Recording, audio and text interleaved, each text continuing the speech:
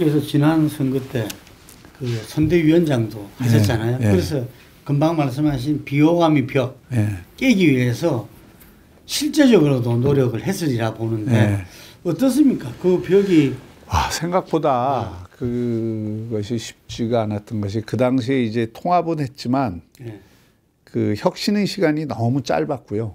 그리고 그러다 보니까 통합에 주력을 하다 보니까 이게 뭔가 바뀐 모습을 보여주는데 성공하지 못했고 특히 이제 공천 과정에서 여러 가지 또 잡음들이 나면서 이게 뭔가 이게 바뀌고 통합된 정당이라고 하는 그 시너지를 충분히 내지를 못했죠.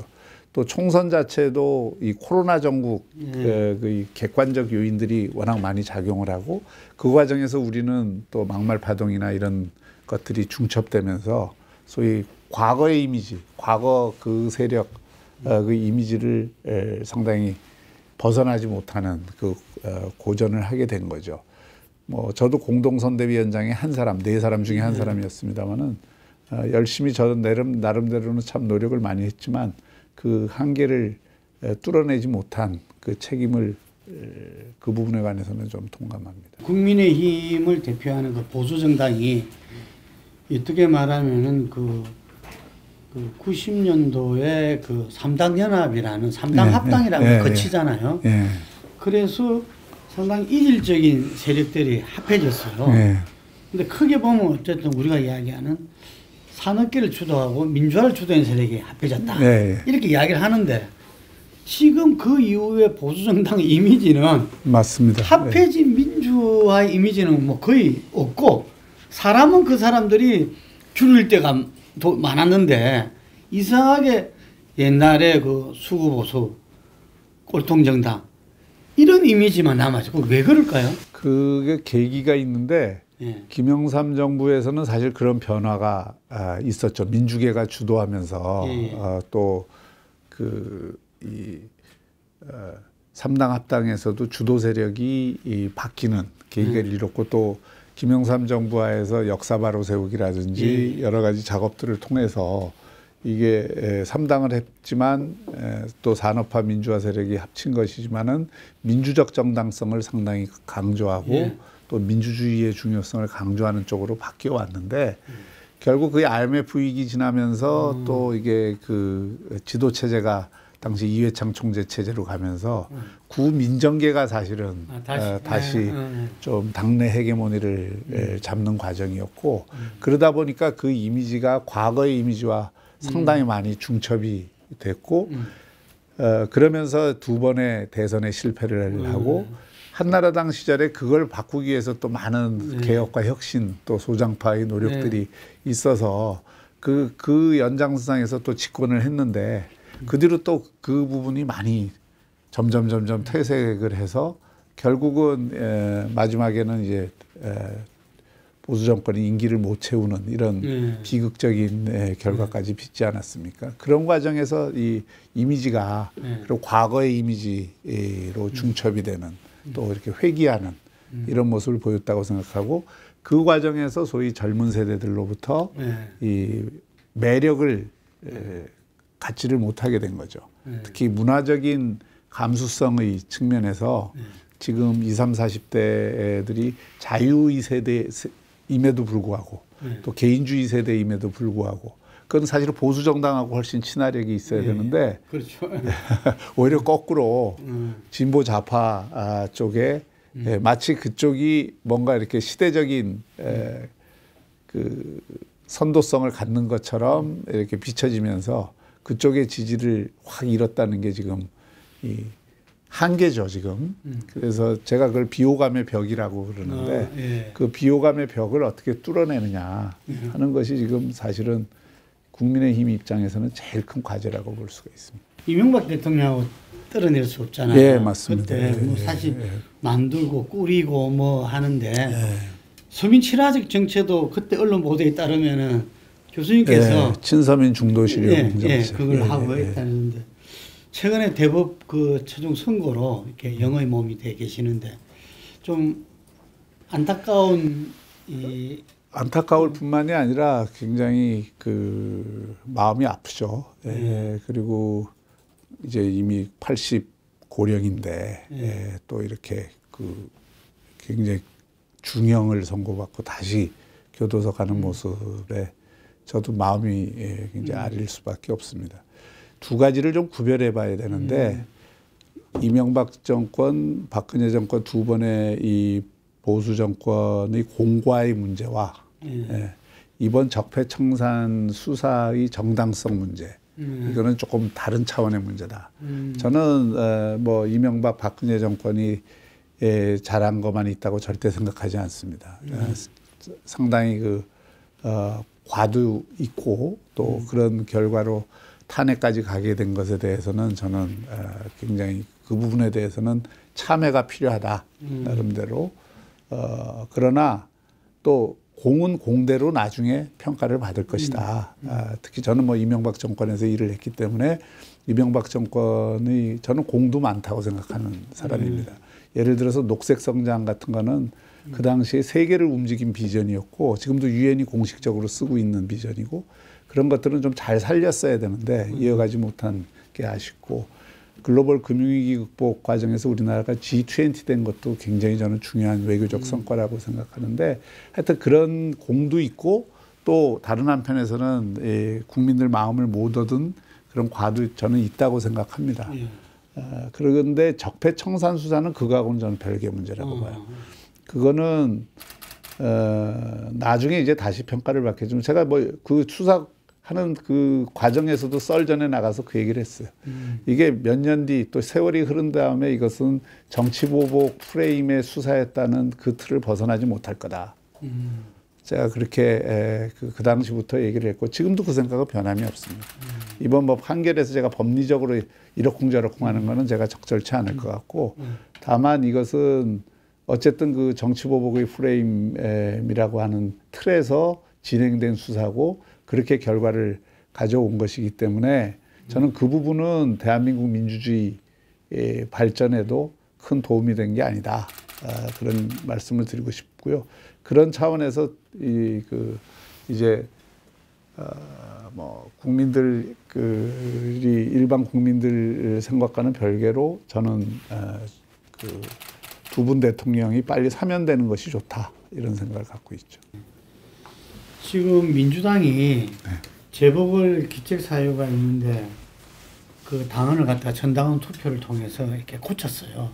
그래서 그 부분에 대해서 이낙연 대표는 그 국민들한테 뭐 몇 번씩 사과를 했죠. 근데 그게 좀 사과로 안 받아들이는 것 같아요. 그것은 저는 뭐 일종의 악어의 눈물 비슷한 거라고 생각합니다. 결론을 이미 딱 정해놓고 그 과정을 밟은 것에 불과하지. 또 실제로 그 투표하고 그 지금 여당 인사들이 하는 얘기를 들어보면 다 그런 방식이잖아요. 뭐 우리가 그럴 줄 몰랐어. 저는 무엇보다도 이 과정에서 잃은 게 있다고 생각합니다. 그러니까 이게 대통령이 약속을 했잖아요. 당헌에 박았잖아요. 그리고 그것으로 인해서 생긴 그 선거고 그 과정에서 또 피해자들이 있지 않습니까? 그러면 이것을 넘어서려면은 정말 이 정도 무게, 정치적 무게의 한 2배, 3배 정도의 의식이 있어야 된다고 생각합니다. 대통령도 사과를 해야 되고 이 부분에 대해서 대통령 한마디 발언도 없지 않습니까? 또 당시 당대표 때 당원을 만든 사람이고 본인이 여러 번 약속을 했고 그런 것에 대해서 한 번 이런 방구도 없는 이런 상황. 그리고 우리가 그럴 줄 알았으니까 그냥 넘어가겠다. 이러면 우리 사회의 가장 기본적인 신뢰, 안 그래도 정치가 그것 때문에 욕먹는 건데 그 신뢰 기반이 무너지는 거고 또 지금 피해자도 이 민주당의 이런 지금 행태에 대해서 아주 강력하게 비판을 하고 있지 않습니까? 그러니까 그 말로 한번 그냥 사과하고 넘어갔다고 그게 끝나는 문제냐. 그래서 저는 그런 부분에서의 어떤 진정성 문제가 제기될 수밖에 없고 사실 우리 사회의 이 정치불신이라는 게 그런 의미에서 지금 여권이 지난번 비례위성정당 안 만들겠다 그러고 또 떡하니 만들고 이번에 또 자신들 당원을 실질적으로 뒤집으면서까지 이렇게 하고 이런 것이 또 이런 것들이 나중에 심판을 또 안 받고 넘어간다 그러면 그것도 이제 문제인 것이죠. 예. 이른바 검찰개혁. 예. 사실 국민적 요구였잖아요. 예. 예. 그랬는데 그 검찰개혁으로서 국민들이 굉장히 지금 혼란에 빠져 있는 것 같아요. 이게. 그 추미애 장관과 윤석열 검찰총장의 대립 갈등이 끝도 없이 가고 있어요. 예. 어떻게 평가하시면서 좀 어떤 식으로 뭔가 정리는 돼야 되지 않겠습니까? 네. 우선 우리가 검찰개혁의 개념부터 분명히 정립할 필요가 있는데 어느 나라에서든지 검찰개혁이라고 하는 것은 역사적으로도 그렇고 우리나라 전통에서도 그렇고 두 가지입니다. 하나는 검찰의 정치적 중립, 또 하나는 검찰의 과잉수사, 표적수사, 또 검찰의 과잉 권력화 이거를 막는 이 두 가지거든요. 후자의 측면은 개인의 인권 보호와 우리 자유를 지켜주고 법치가 이게 뭔가 검찰이 휘두르는 권력에 국민이 억눌리는 게 아니라 국민들의 인권을 보호하고 국민들을 위한 검찰로 태어나기 위해서 필요한 거고요. 그 과정은 여전히 저는 있다고 생각합니다. 근데 그거보다 더 중요한 게 검찰의 정치적 중립이에요. 이게 원래 검찰개혁의 본령입니다. 근데 이 정권 하에서 검찰의 정치적 중립이 지켜지고 있는가. 아까도 얘기했지만 적폐 수사할 때는 그 검찰을 자기 칼로 사용을 했어요. 그리고 그때는 검찰개혁 얘기를 하지도 않았습니다. 그리고 그때는 오히려 모든 수사 인력을 거기에 집중을 해서 특수수사를 장려를 했어요. 그리고 그 수사가 끝난 다음에 2년 뒤에 지금 윤석열 총장이 검찰총장 된 다음에 그 칼이 자신에게로 향하니까 살아있는 권력으로 향하니까 그때부터 검찰개혁을 들고 나왔습니다. 그리고 실질적으로는 그 검찰개혁이라는 거는 한마디로 살아있는 권력 수사를 하지 마라. 함부로 칼들이 대지 마라. 그리고 그럴 때는 과거 검찰을 떠올리게 만들고 그걸 옥죄고 결국은 윤석열에 대한 공격으로 치닫게 되고 그러면서 사실은 인사권을 이용을 해서 검찰을 좋은 검사와 나쁜 검사로 나눠버렸어요. 좋은 검사라는 것은 정권의 입맛에 맞는 수사를 하는 검사들은 좋은 검사고 그러니까 영전하고 검찰의 그 권력에 칼을 들이대는 검사들은 옛날의 그 적폐 검사들이고 그러니까 좌천시키고 이렇게 해서 검사들을 둘로 쫙 갈라놨습니다. 검찰의 정치적 중립은 어디서도 여기서 찾을 수가 없어요. 그리고 결국 뭐 조국 전 장관부터 검찰 개혁이라고 인권 보호한다고 이렇게 한 것들은 다 자신들 수사하는데 보호하는 데 쓰였어요. 그러니까 이게 검찰 개혁의 그 본질을 이것도 역시 뒤집은 것일 뿐만이 아니라 제가 보기에는 민주화 이후 검찰이 정치적 중립성을 어느 정도 확보하면서 살아있는 권력에 대해서 다 수사를 했다고요. 정권마다. 안 한 적이 없습니다. 그거에서의 부작용은 검찰이 그러면서 무소불위에 힘을 갖게 되고 검찰이 너무 비대해지고 검찰에 의해서 이 국정 자체가 좌지우지되고 이런 그 폐해가 있었기 때문에 이거 검찰이 과잉 권력화되는 거를 좀 막아야 되겠다는 목소리도 있었고 그래서 표적 수사와 과잉 수사 이런 거를 막자라는 차원에서 중수부도 없애고 검찰에 대한 그것이 이제 검찰 개혁의 한 차원이죠.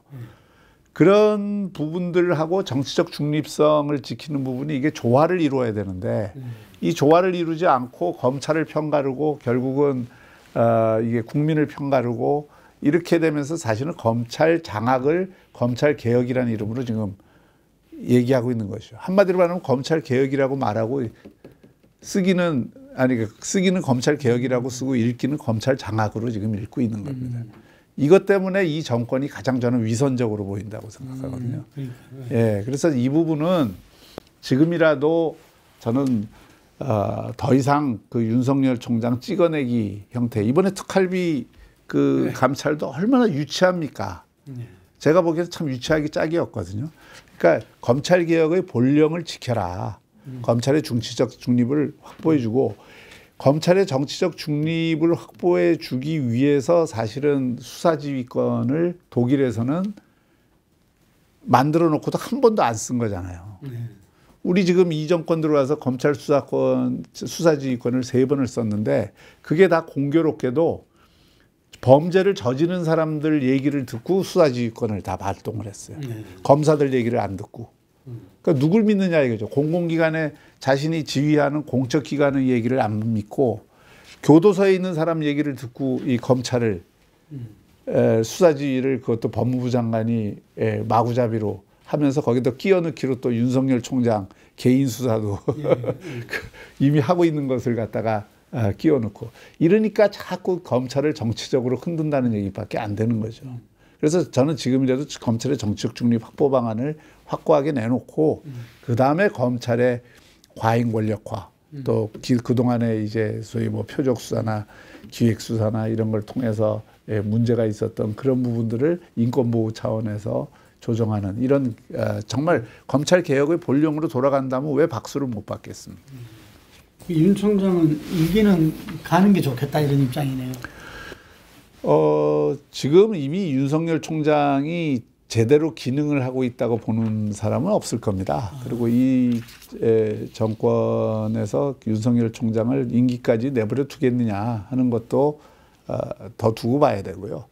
아마 윤석열 총장 입장에서도 견디다 못하면 그 이전에 나올 가능성도 저는 높다고 생각합니다. 네. 교수님께서는 윤 총장에 대해서 정치적 잠재성이 있다 이렇게 그 평가했습니다. 뭐 일학 지금 대선 지지율 3위잖아요. 예. 그게 이제 두 가지 차원이 있는데 이번에 이게 그동안 쭉 윤석열 총장의 행위들을 보니까 이분이 정무 감각이 없는 분은 아니더라고요. 네. 나름대로 큐감에서 놀랐어요. 네. 타이밍을 정치적으로도 모르겠습니다. 그게 꼭 뭐 정치적인 감각에 의해서 그렇게 했는지는 모르지만 그 결과적으로 보면은 이번 국감에서 이 나름대로 자기가 소신 발언을 함으로써 다시 이제 대선 후보 지지율이 올라간 거 아닙니까? 근데 이제 그것은 아직 정치권 바깥에서의 지지율이고 이분이 과연 정치를 할지 안 할지도 저는 모르겠습니다. 그리고 정치를 하게 될 경우에 그 지지율이 유지될 것이냐 하는 거는 그야말로 이제 본인이 하기 나름인데 그것은 아직 저는 미지수라고 봅니다. 과거에 반기문 총장이 바깥에 있을 때는 지지율이 굉장히 높았는데 충분히 준비를 하지 않고 들어옴으로써 그 지지율이 금방 쇠락했던 경험 또 그런 경험이 몇몇 분들이 다 있죠. 옛날에 고건청리나 뭐 이런 다 있기 때문에 바깥에서 이 높은 지지율이 정치권 안으로 들어왔을 때 유지되려면 본인의 각고의 노력이 사전에 있어야 된다고 생각합니다. 이게 정치를 한다는 것은 사실 그런 나름대로 전문 영역에서 그 고고한 삶을 산 분들에게 입장에서 보면 비루한 거거든요, 이게. 그런 것을 견딜 수가 있어야 되고 또 그 과정 속에서 우리 정치라는 건 결국 의사결정을 하는 건데 그 의사결정을 할 수 있는 능력이 있어야 되거든요. 그 의사결정 능력이라는 건 우리 사회의 모든 이슈들에 대해서 나름대로 소신을 갖고 있어야 되고 거기에 대해서 공부가 돼 있어야 되고 정치가 아무나 할 것 같지만은 사실은 아무나 할 수 없는 겁니다. 특히 리더의 그 자리에 오르려고 하는 사람들은 학습이 굉장히 중요하거든요. 옛날에 동양 철학에서도 이 성입니다. 정치가. 성인이라고 하는 게 옛날에는 정치인이거든요. 그 성인이 귀 이자에 입구자에 왕자가 들어가 있는 거 아니에요. 그러니까 귀가 열리고 입이 이게 살아있고 그러면서 이게 소통을 하고 공감을 하는 그거를 의미하는데 그 얘기는 뭐냐면 이 나라의 문제들에 대해서 정통한 사람이 돼야 된다는 의미가 있어요. 그러니까 그런 그 나라의 문제에 대해서 과연 자신이 정통하냐, 정통한 만큼 준비가 돼 있느냐 이것이 저는 대단히 중요하다고 생각하고 그 준비를 정치를 할 생각이 있으면 그 준비를 하셔라.